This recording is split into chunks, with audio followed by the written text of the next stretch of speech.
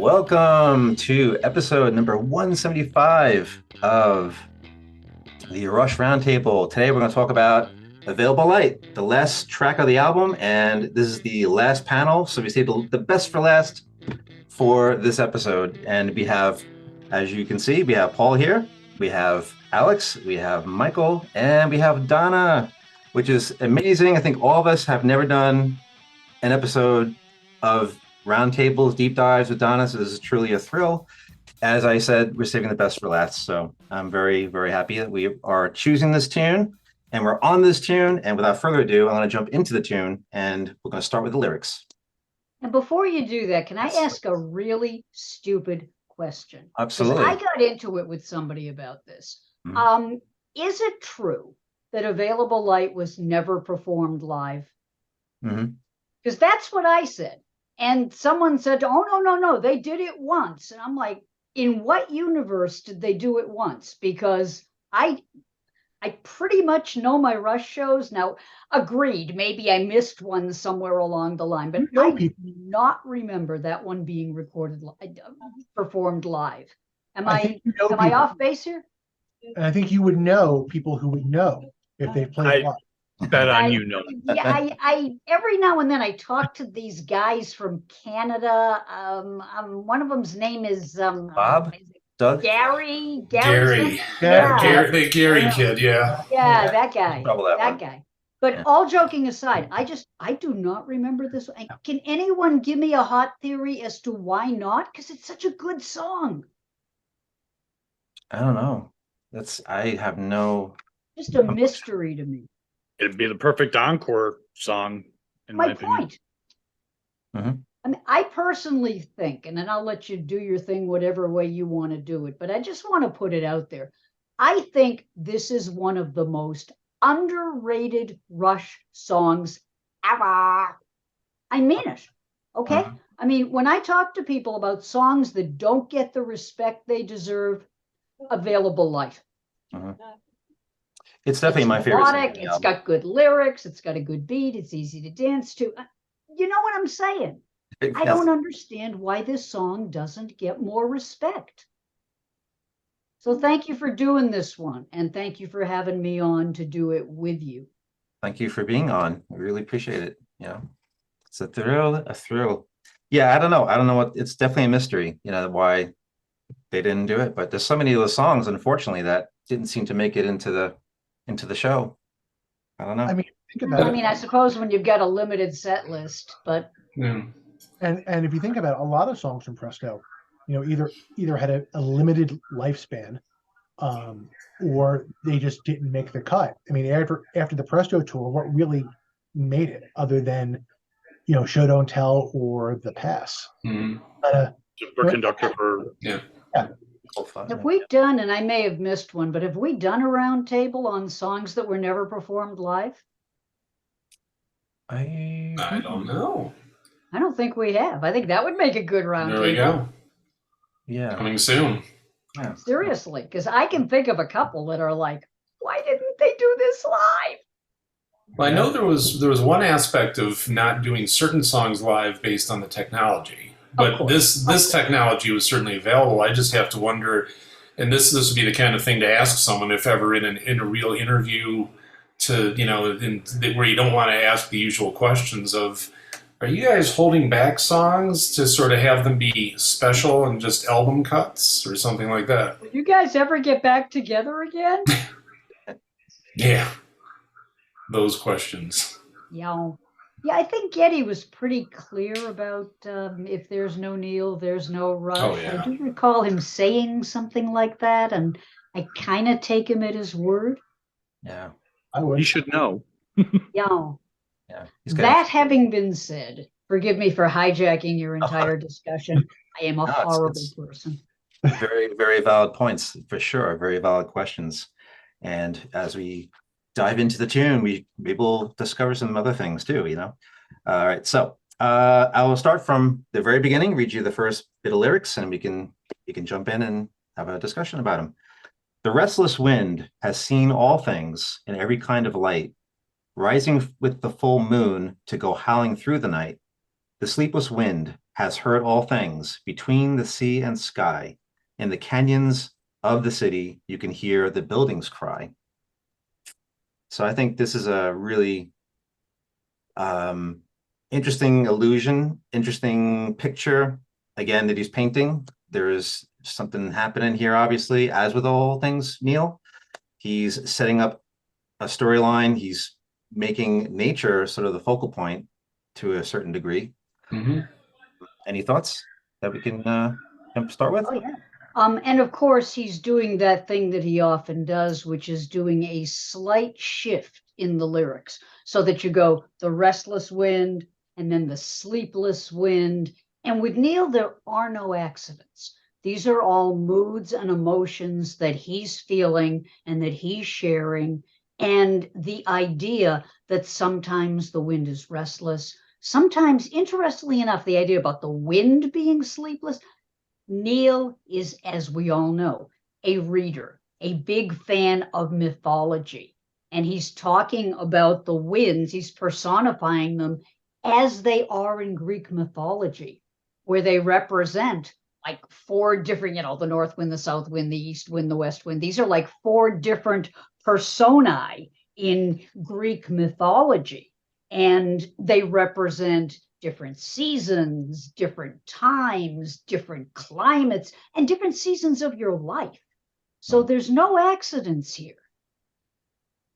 Yeah, it's definitely a favorite point that you mentioned on these different discussions and deep dives that I've heard you say, and it's such a strong thing that I hold on to. That when I think about these lyrics of any Rush tune, I always have that in my head, sort of going, "There's no accidents. There's no accidents."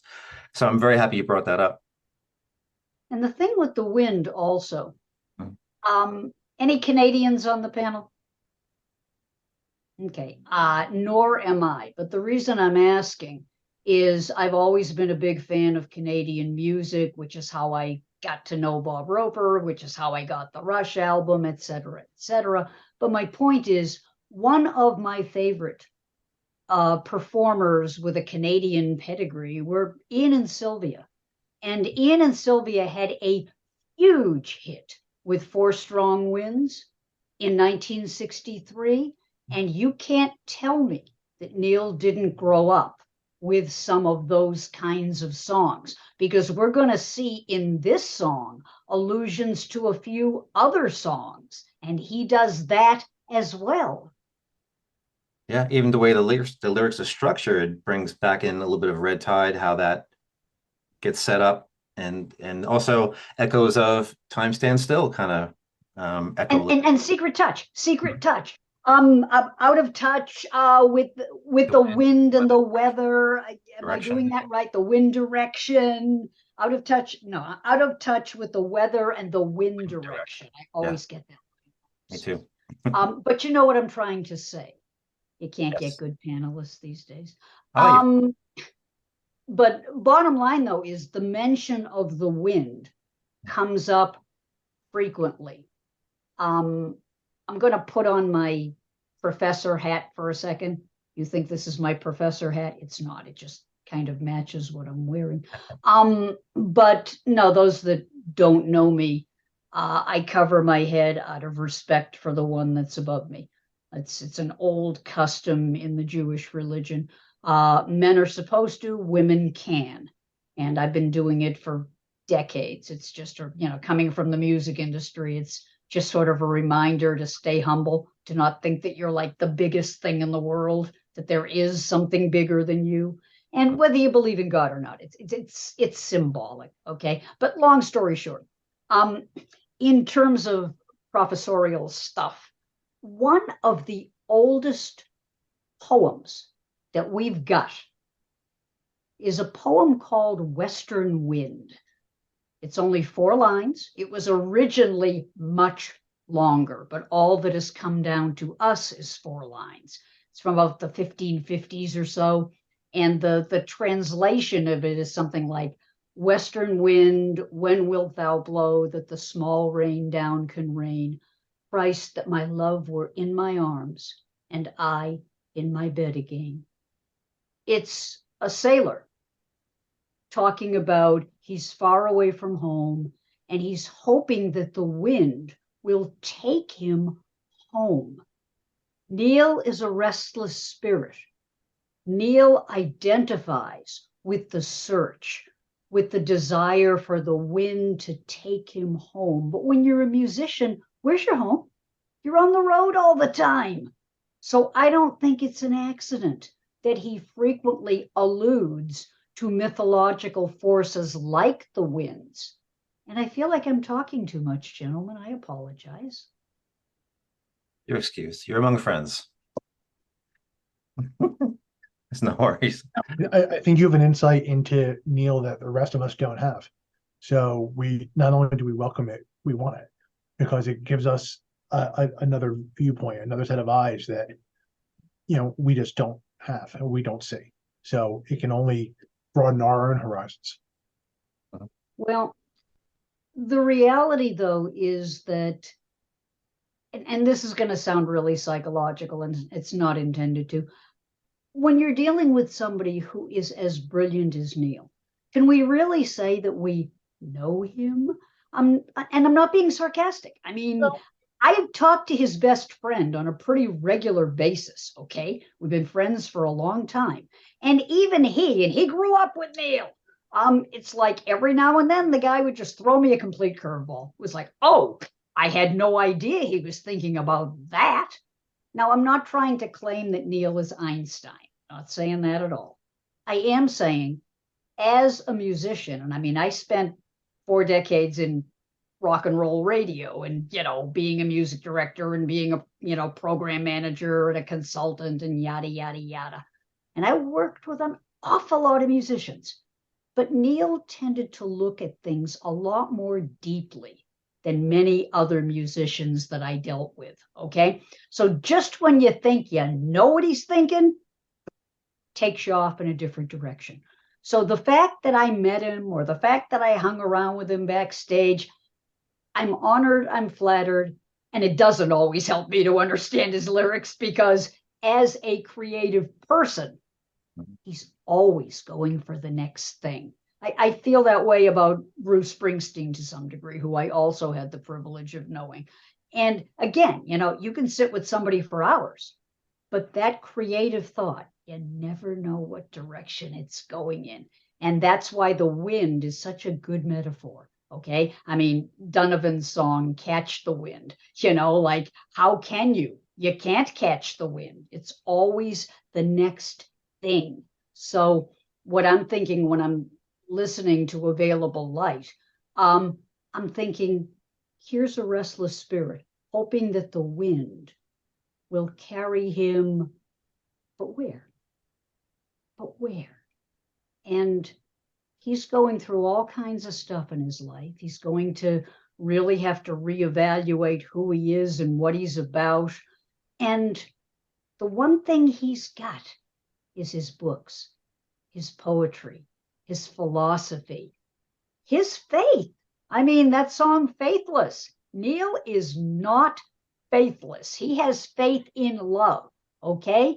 And the last song that I did when I did the panel a few weeks ago with the other ladies, the all-female panel, the lines about, hope in the garden.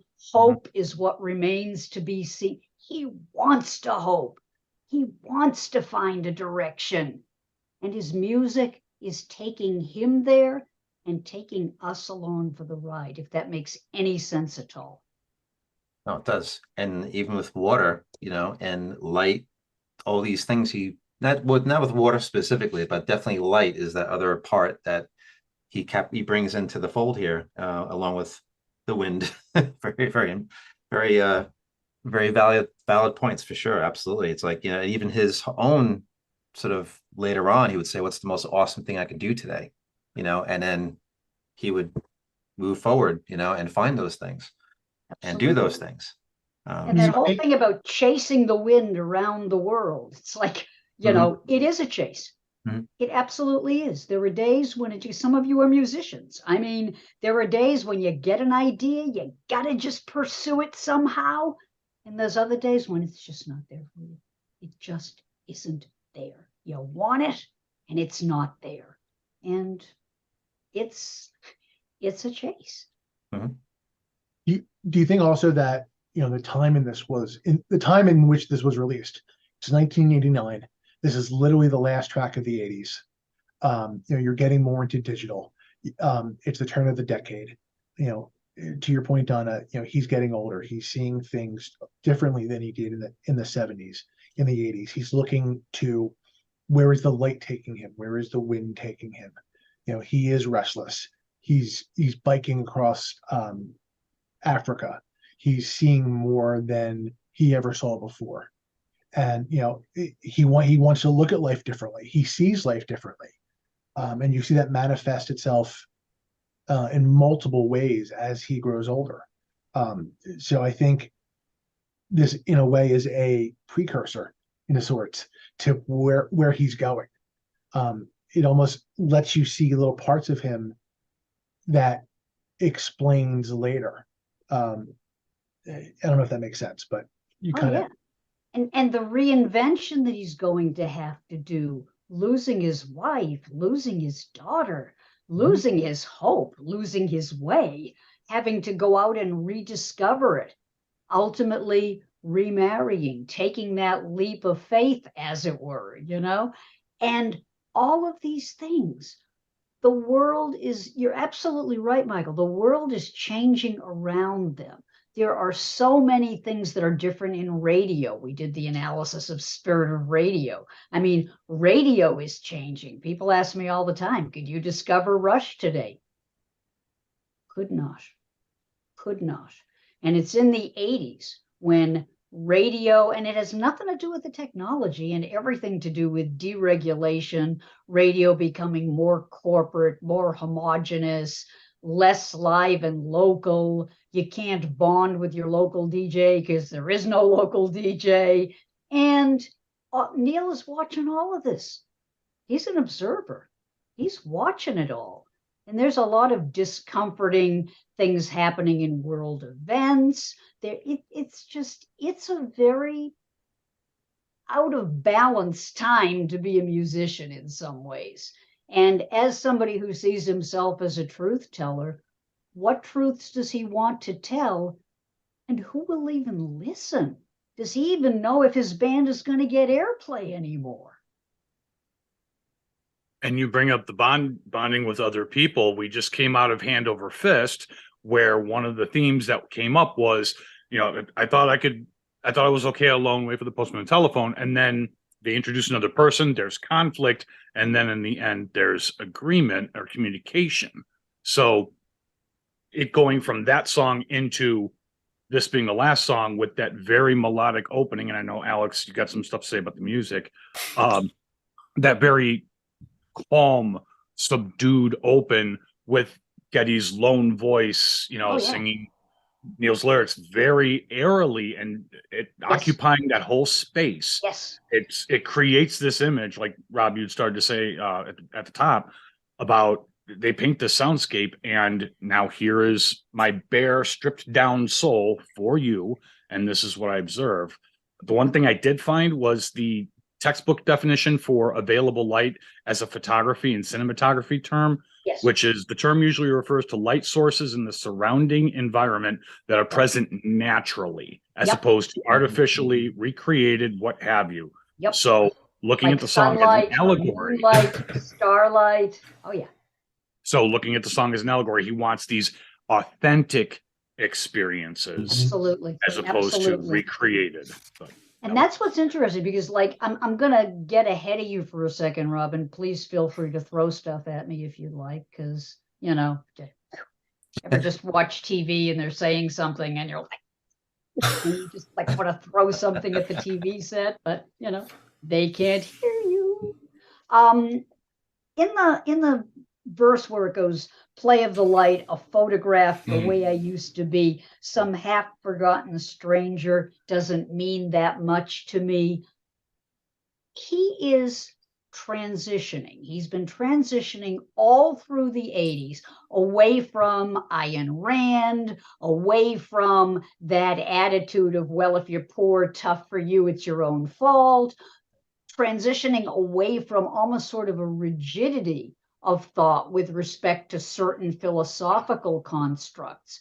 And now he's arriving at what he later comes to call bleeding heart libertarianism, where he becomes more charitable. Now, he was always gracious, okay? He was nice to people for as long as I've ever known him, but on his terms. And now he's starting to understand that not everybody does have the advantages or have the benefits. It's not just a simple, well, if you're lazy, then you're this and that. And if you're not lazy, then you'll succeed. He's starting to really understand, and he and I talked about this. He's starting to really understand that no, the playing field isn't level, and no, it's not as simplistic as Ayn Rand presented it. And, you know, that's great when you're 21. Who hasn't read Atlas Shrugged in high school, you know? But he said, like, he was ready for the next thing. But the fans weren't. There were some fans who wanted him back there. And he said that half-forgotten photograph. Now, we never discussed this, but when I look at these verses, okay, that the thing about the photograph, the way I used to be, some half-forgotten stranger doesn't mean that much. I'm not that person anymore. I've moved on, okay? Like I was explaining to my students today.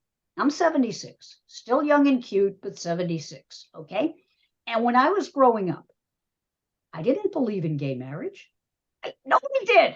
Anybody that says they did is being very dishonest, because gay marriage was not a thing back in the 50s or the 60s or even the 70s, okay?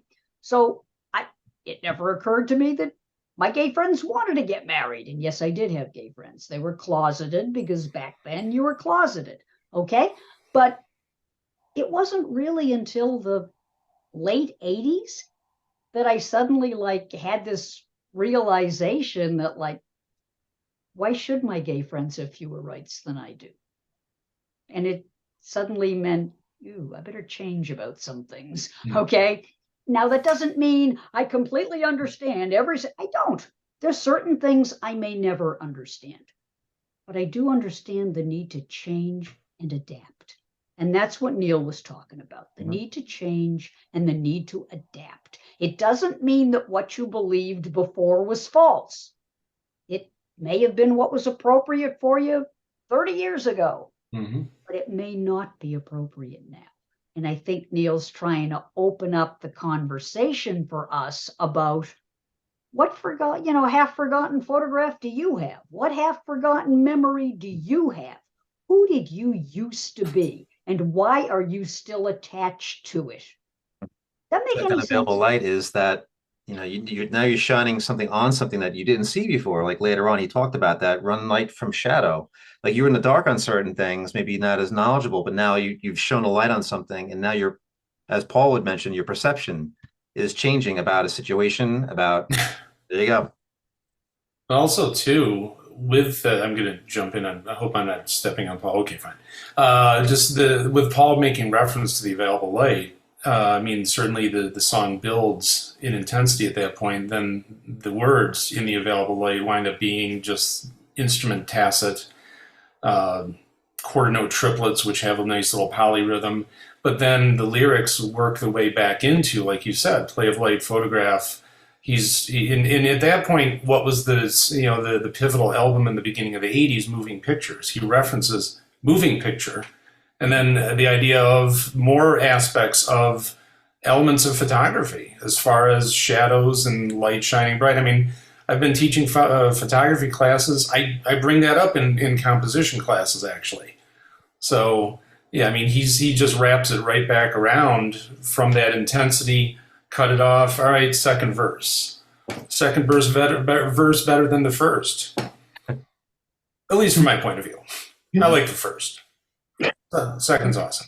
Can we shine a light on how awesome Alex's little? I see what you did there. Shine a light on. Yeah. Cute. Can we give Alex some love about how he just does his little notes in the second verse? Yeah. Just little jazz notes that just kind of makes you go ooh, like which is totally unlike. It's not what you would expect on a Rush on a Rush song, but it fits the vibe. It right. fits Yeah. exactly what that song calls for.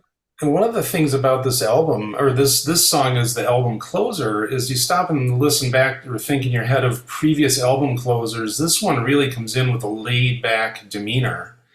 And the first verse was stark. It was meant to be. Then they bring in kind of a pre-chorus, "Oh, the wind can carry all the voices to the sea," with some, classic lifes and arpeggios. Then "Run with wind and weather" to the music of the sea that get into more of a 1-4-5 driving. They go from G minor to an A minor with the arpeggios, then go into a G major for the kind of "Run with wind and weather." But then verse 2, they bring it back to the piano, but now they're up a whole step. They stay with A minor.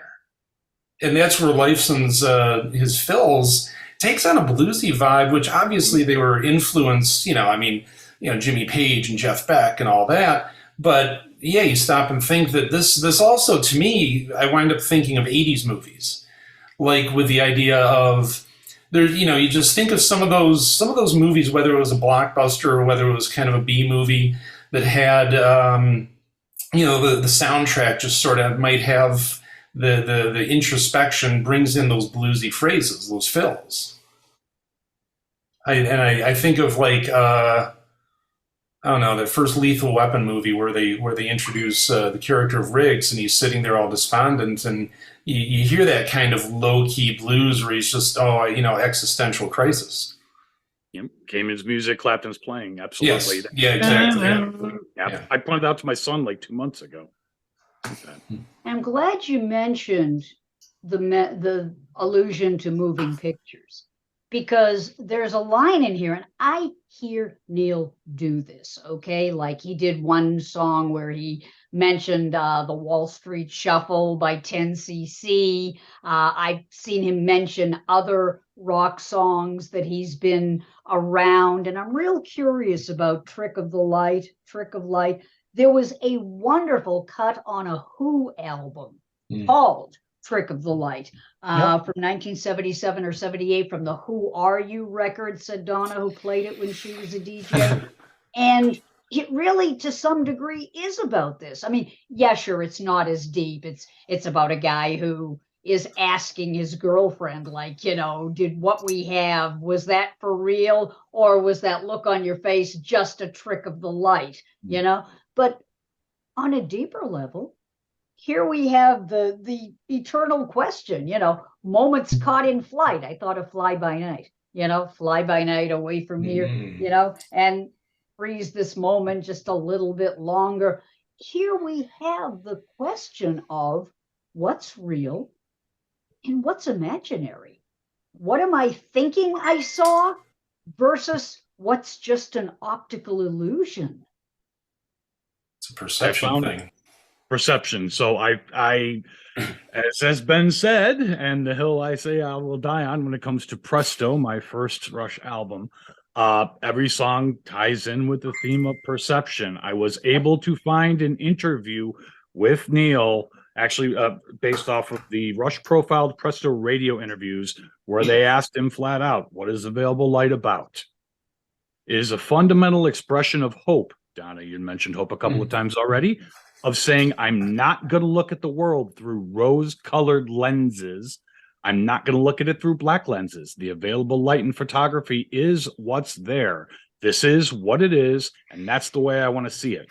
So I want to go to the savannas of Africa. I want to go to the cities of America and see them as they are and see them the way they look, not see them in a film with a filmmaker's slant on them, or see them in a nature documentary, which has been slanted for the most dramatic moment. I want to see what it is. I want to go to China and see the way Chinese people live. Every place I go, get out and see it the way it is. Perception. But also, the available light. I understand the photography meaning, but there's also a seize the moment kind of thing. Seize the day. Oh, yeah. If I've only got a couple of hours of light left, I'll take it. Okay. I mean, I'm a cancer survivor. However long I've got, that's how long I've got. Yeah. Okay. Why are we here? Because we're here. Roll the bones. So as long as we're here, if I've only got a little bit of time left with some available light, who knows what I can do in that time? Neil doesn't want to waste a minute. Mm-hmm. That was my first. That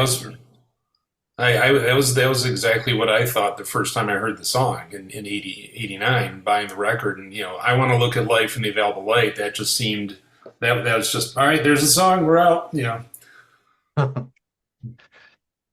perceive things as they are, experience them. I watched a whole movie of my Hawaiian wedding ceremony 5 years ago, for 4 years, 5 years ago now. And it's one thing to watch you see, I'm on the island of Kauai, very beautiful. My late fiance and I looked great and all that. But then to remember that what it was like to be on that beach, to smell the ocean air, to smell her perfume, to feel the sand and the grass in our toes, and then see the chickens just off camera.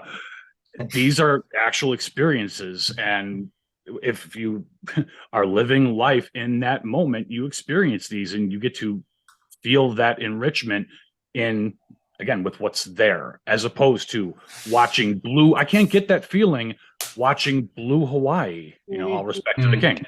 I can't get that feeling watching Jurassic Park filmed on Kauai. I was there and I felt these things. And so that's what it reminded me of. Is it's one thing to watch home movies, but everything that's changed in the last 5 years, Kauai is a different island now. So hopefully Aloha is still the same. But, Jennifer is no longer with me. So it's a case of these memories are forever there, but now I want to go back to the island, and I have family who lives there, so I will experience that. But Paul, and yet she is with you because she lives on in your memories of her and in your speaking about her. You presence her every single time you share about her. Okay. I had a very dear friend who passed from cancer a few years ago. And every year, all of us who knew him, he was in the music industry. I would give you his name, except that he was only known in New England. And unless you're from New England, his name would be meaningless to you. But we all get together once a year and kind of hoist a glass. I have a cup of coffee because I'm a non-drinker, but you get the general idea. We all kind of hoist a glass because he affected all of us in different ways. He mentored us. He encouraged us. He was kind of like, in some ways, the grand old man of the record industry. He wasn't old. I mean, he just had been around for a while. And when you were starting out, you kind of came to him and he told you what was what. You know what I mean? And every industry has someone like that. And yeah, he's been gone for, oh my God, 10 years now, I think. And yet he isn't, because I'm talking about him now. And every year we talk about him. And every now and then people will just be like, yeah, I remember when, and it just brings it all back. So I think that to some degree, Neil's talking about that when he talks about the, run to the light from shadow, sun gives me no rest. Now, the sun in mythology, Helios with the horse-drawn chariot going across the sky and all of this stuff. So many religions worshipped the sun, Sunday, the worship of the sun god. But Neil's saying that promise, that hope, chasing that gives me no rest at all, okay? Because, promises made in the East, broken in the West, or vice versa. People say all kinds of stuff. It's always like, it's out there. It's out there. If you just get there, you'll be happy. If you're just here, you'll be happy. No. This is it. This is the opportunity. This is the moment. And he's saying, I want to look at life in the available light. So the idea that, like, if I can just get here, then I'll find it. He's saying, nah, I already found it. It's here. It's this. Whatever this is, this conversation, these friends, this place where I am, this is it.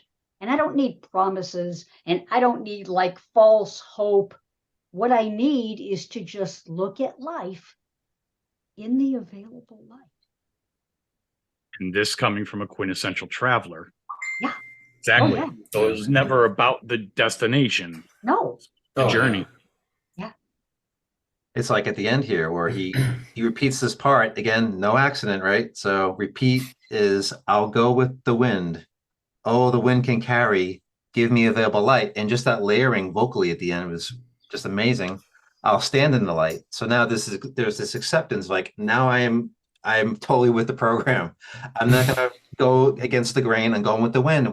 Whichever the way the wind blows, I will go that way. I will be present. I will be fully engaged in the moment. So I think just these points at the very end here are so important to remind ourselves about, because we do forget these things. This technology world we are in is so rapid paced that we lose a little bit of that, I think, if we're not careful, And this was And the missed too. opportunities. When Neil and I had a conversation, and it's been widely published, I wrote about it.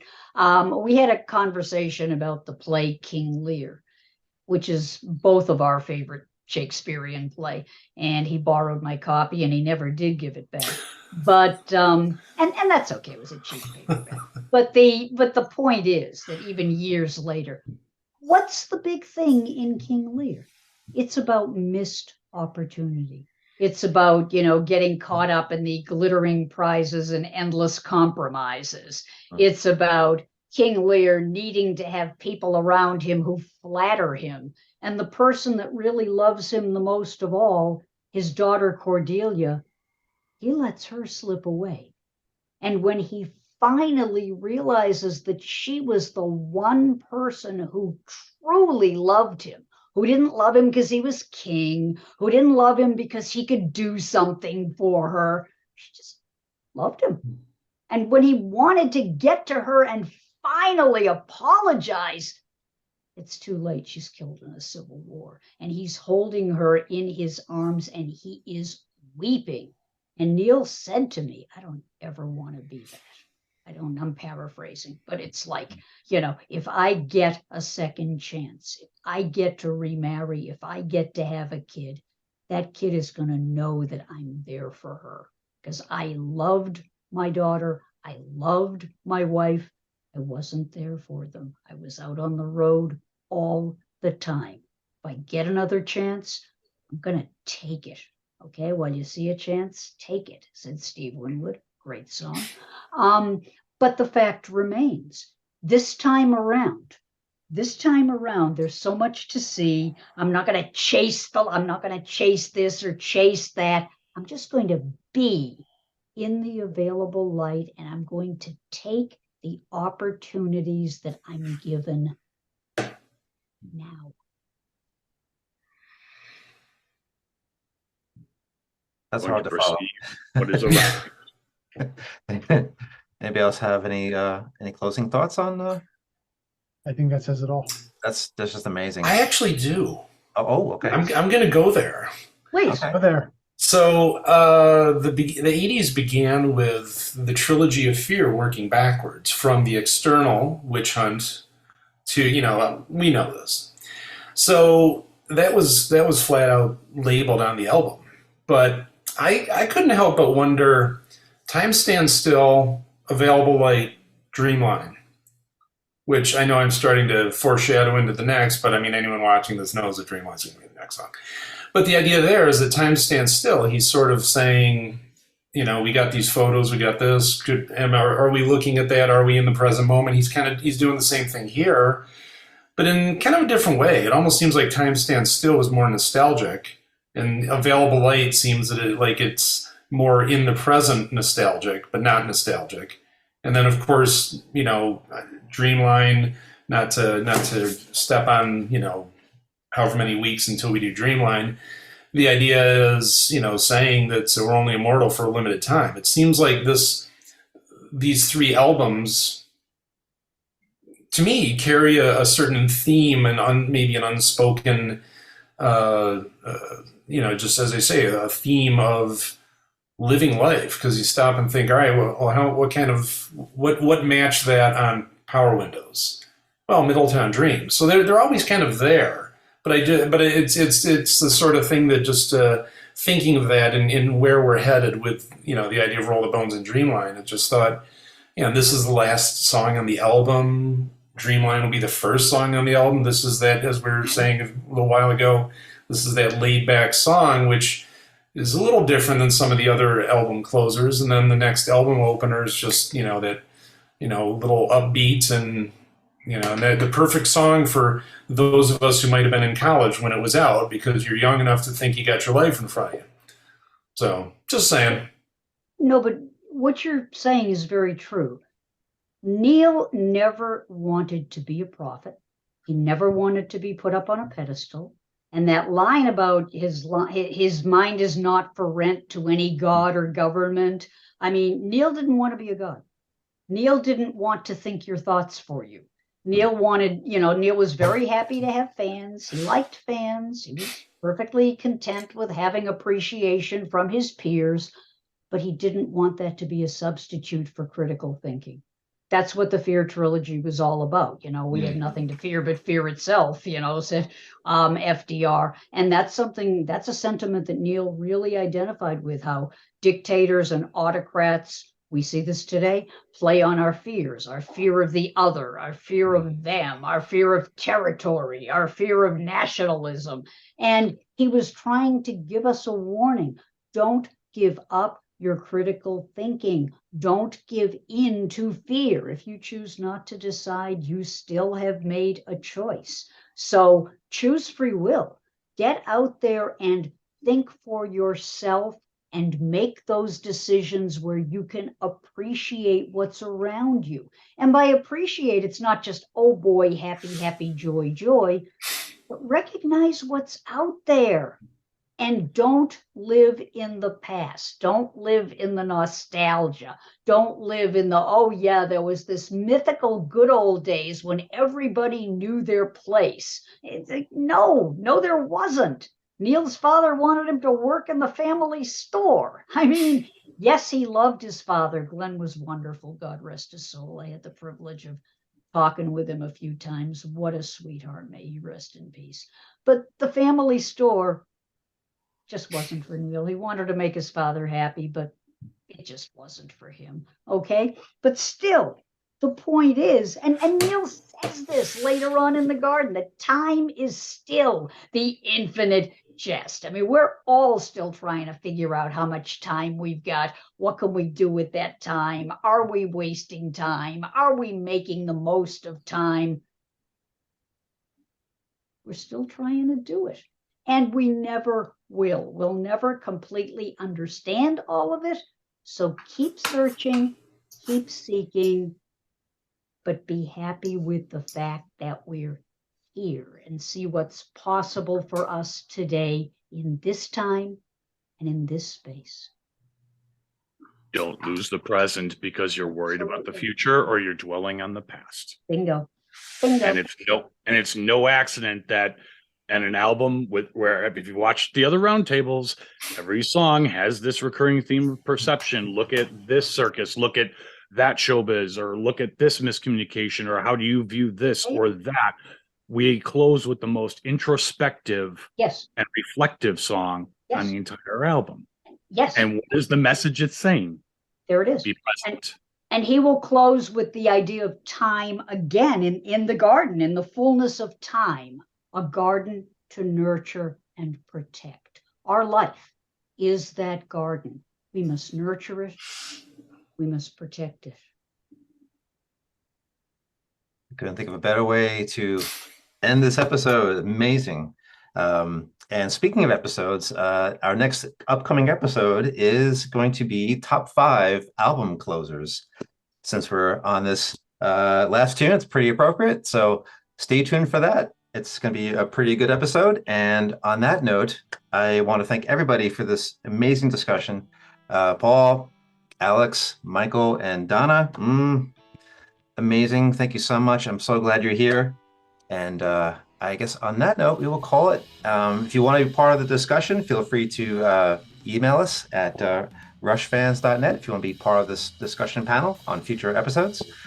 And with that, we bid you adieu, and thank you for viewing. Please like and subscribe. Please comment below. We do read the comments, and we'll see you guys on the next one. Take care. Thank you so much, guys. Thank you.